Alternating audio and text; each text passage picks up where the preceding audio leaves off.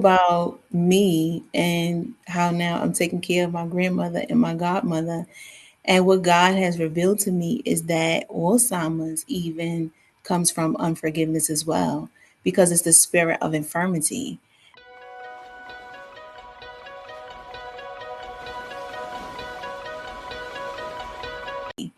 And so we have so many people. I just saw a post today, like somebody was saying, like, there's 6 million people. We're from America. There's 6 million people in America who are suffering from Alzheimer's. And so it's like, are all these people, have they not forgiven people? I also found out that gluttony was also connected with the spirit of infirmity as well. But I'm wondering if all of these people, are they not?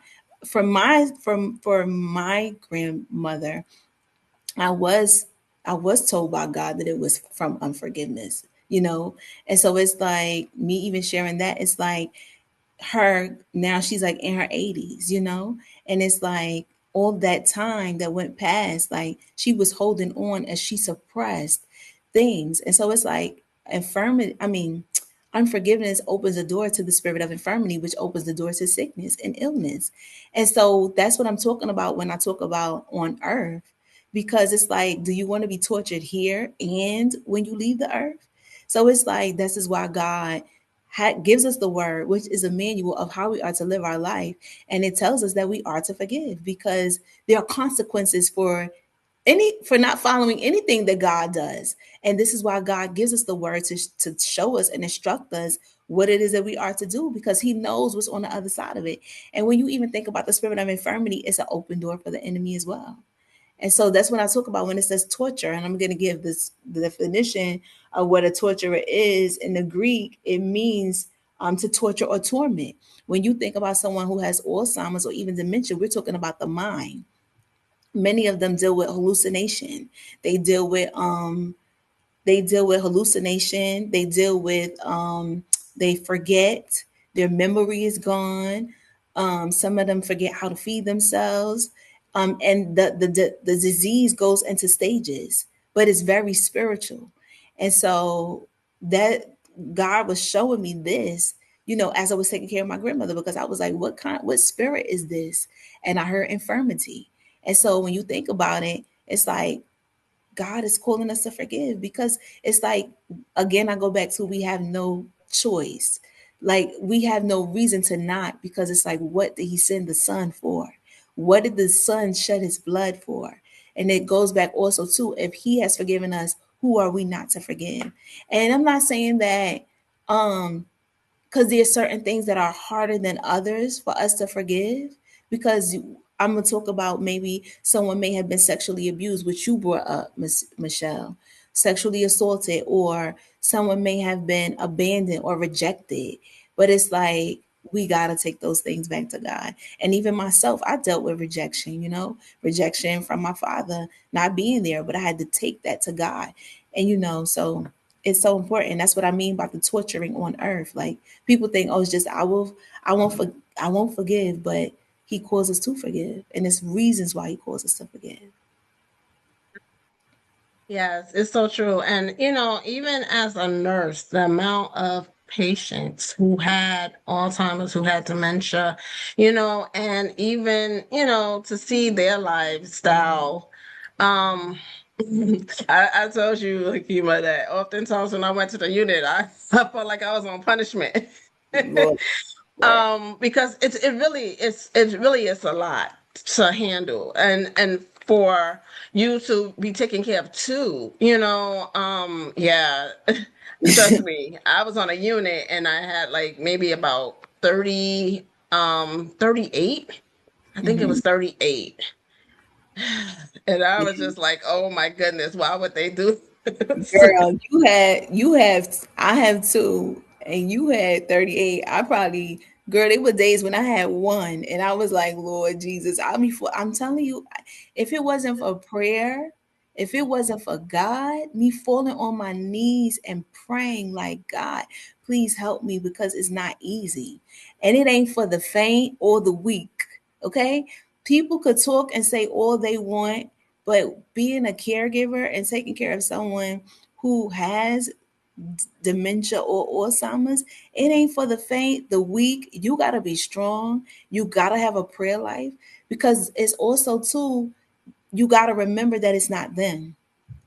It's very spiritual, one. And then two, it's like, not only are you dealing with it, but they're dealing with it too. And there's suffering that's taking place. And so it's like, this is why I said, like, it's so important where it's like, we have to like forgive. And so that, because our Father has forgiven us. So who are we not to forgive? And we need to stop giving the enemy access to us when God has already given us the word. He's given us the way out. He's given us the power and the authority to, through his word and through the Spirit of God, to forgive and to let go of things that are not of him. Right. And that's so good. And, and technically, I got to go home. Yeah. I wasn't on the unit daily. Like, this is a daily lifestyle for you. Yeah. But one thing that when I was thinking about their age group is Hmm. that they, especially, when we think about Black people, African American, however you may want to term it, um, especially their age group, they're still closely tied to slavery because of Hmm. their ancestors. So when you think about it, you have to remember that there's a lot of bitterness that was passed on. And Mm-hmm. so when we think about that bitterness, this is why they witnessed what their mothers and grandmothers and that they had went through, and by the time that they came around, they probably were bitter themselves. And Yeah. so it carries on, and maybe the treatment that they received when they were young, this is reason why so many in that age group have dementia and Alzheimer's, and they have not received healing. That's so good. I agree with you on that part. I could say that because what God was revealing to me, it was from the foundation. And so, which many of us, a lot of our experiences and things that we went through, yes, we go through experiences in our adult lives, but a lot of some of the unforgiveness too is come from our foundation, things that our parents done, things that people have, things that our parents have done to us, or things that happened to us when we were younger.